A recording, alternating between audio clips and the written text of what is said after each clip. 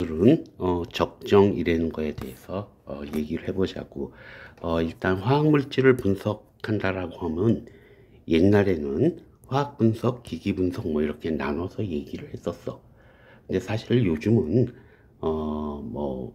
물질을 분석한다 그러면 어떤 기기를 생각하고, 그 관점에서는 사실 기기 분석이 뭐 거의 메인이 돼 있어. 이건 뭐 컴퓨터의 발전이 있기 때문에 분석 기기들이 발전할 수 있었고, 지금은 대부분의 경우는 기기를 사용해서 분석을 한다고. 뭐 그 내용은 뭐 알다시피 재생 목록으로 만들어서 많은 동영상들이 들어가 있으니까 이쪽 부분을 참조하면 될 것 같고, 단지 예전부터 있던 이런 이제 화학 분석이라고 하는 거에는 여전히 지금 사용되고 있는 건, 대부분은 뭐 지금은 뭐 거의 사용 안 하고, 유일하게 유일하다라고 그럴 수 있는 게 요 적정이라고 하는 거예요.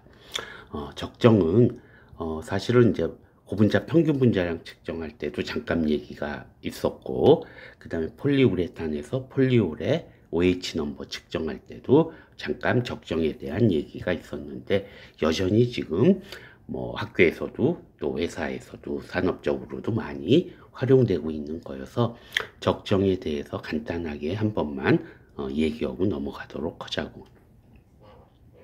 일단 우리 뭐 중학교 때나 고등학교 때 실험을 했다 그러면 다들 기억나는 게 이 적정 실험이 하나 있어. 뭐냐면 산의 농도를 측정하려고 그러면 산을 집어넣고, 그 다음에 인디케이터, 지시약이라고 하는 거를 집어넣어. 우리 산을 적정할 땐 페놀프탈레인이라고 하는 게 주로 사용이 되는데, 아무튼 얘는 산성에선 색깔이 없다가 염기성에서는 분홍색을 띈다고. 그러니까 산을 넣고, 그 다음에 지시약 넣고, 그리고 알칼리 NaOH 같은 걸로 양을 재면서 떨어뜨리는 거야. 그러면 중화가 일어나다가 어느 순간 pH가 중성에서 염기성으로 넘어가는 순간 분홍색을 띠고, 그때까지 들어간 양을 측정해주면 거꾸로 산의 농도를 알 수 있다라고 하는 개념이 될 거야. 이거를 그림으로 나타낸 게 있다면 이거야. 염기의 부피에 따라서 그지 pH가 싹 변하다가 급격하게 변하는 부분이 있어. 여기가 이제 중화점 또는 우리 뭐 당량점이라는 표현을 쓰긴 하는데, 아무튼 그 점이 산하고 알칼리의 농도가 일치하는 점이고, 거기를 지나면 페놀프탈레인이 갑자기 분홍색을 띠게 돼서 우리가 눈으로 알 수 있다라는 거야. 가끔 이거 표현을 할 때 당량점하고 중화점은 같은 개념이야. 이론적으로 일치하는 점을 얘기하는 거고, 종말점, 엔드포인트라고 하는 거는 우리가 실제적으로 실험을 할 때 분홍색으로 바뀌는 그 순간을 얘기하는 거라고.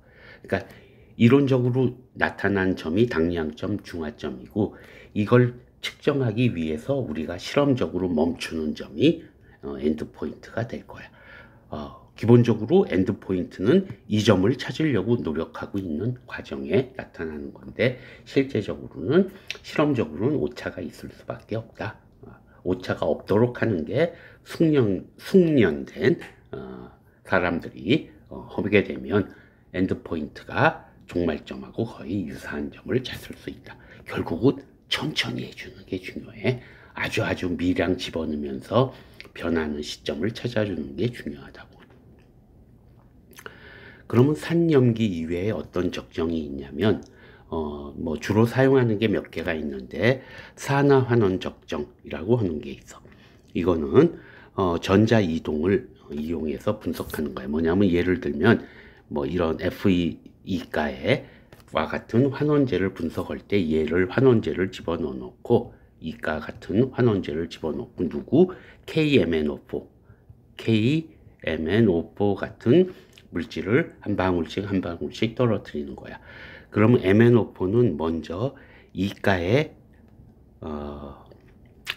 Fe하고 반응을 하면은 무색으로 바뀌어. 그러니까 얘는 원래 자주색을 띠고 있다고. 그러니까 한 방울 떨어지면 처음엔 자주색이야. 근데 그걸 흔들어 주면은 Fe하고 반응을 해서 자주색이 없어지고 무색으로 바뀐다고. 이렇게 한 방울 한 방울 넣다가 KMNO4를 떨어뜨려서 자주색이 나왔는데 뭐 대강 30초 이상 그 자주색이 유지된다 라고 하면 이미 이 FE는 다 반응을 했기 때문에 KMNO4가 그대로 남아있는 거다 라고 생각해서 그 포인트를 엔드 포인트로 잡아주면 될 거야.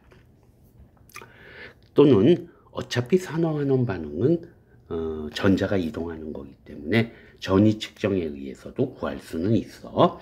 근데 지금은 일단 기계를 사용하지 않는다 라는 관점에서 얘기하면 그냥 우리 KMNO4 눈으로 보고도 찾을 수 있다는 거야.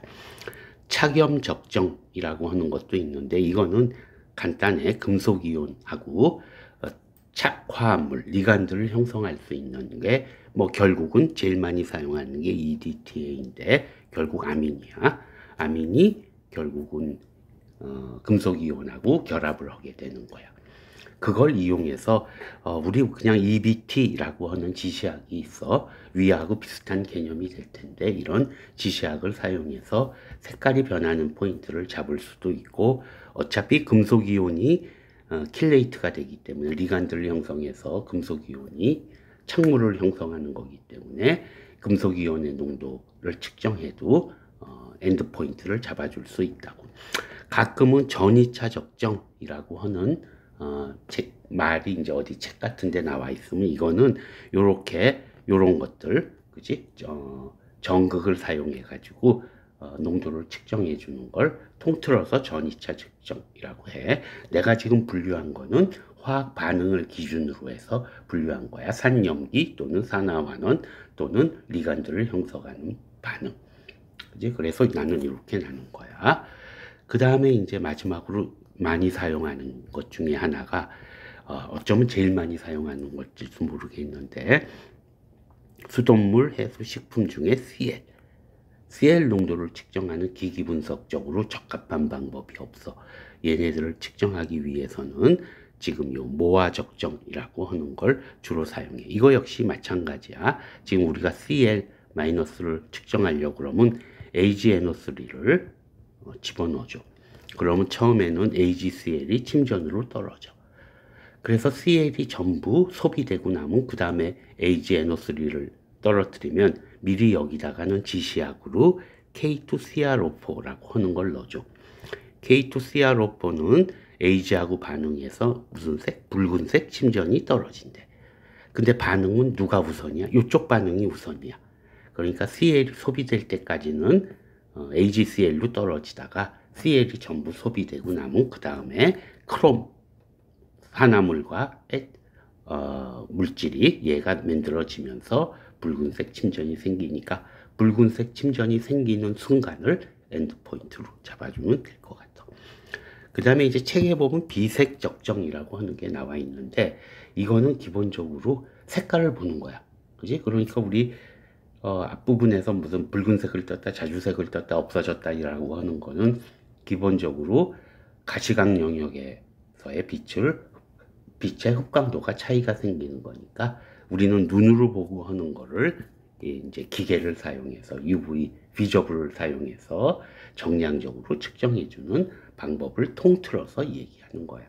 그러니까 이런 표현이 있다만 알고 있자고. 결국 우리가 눈으로 보는 그런 적정 방법을 비저블 스펙트로스코피를 사용해서 정량적으로 보는 방법을 얘기한다라고 하면 될 것 같아. 이렇게 얘기했으면 적정에 대해서 간단히 얘기를 했어. 기본적으로 산염기, 그 다음에 산화환원, 그 다음에 이제 착물 형성하는 거, 그리고 CL 또는 BR을 측정하는 방법, 뭐 이런 것들이 메인 적정의 메인이 될 것 같아. 나머지 화학 물질을 분석하는 기기 분석은 따로 얘기한 거니까 요 정도로 고전적인 화학 분석에 해당하는 내용 중으로는 적정 하나만을 여기서 다루는 걸로 합시다.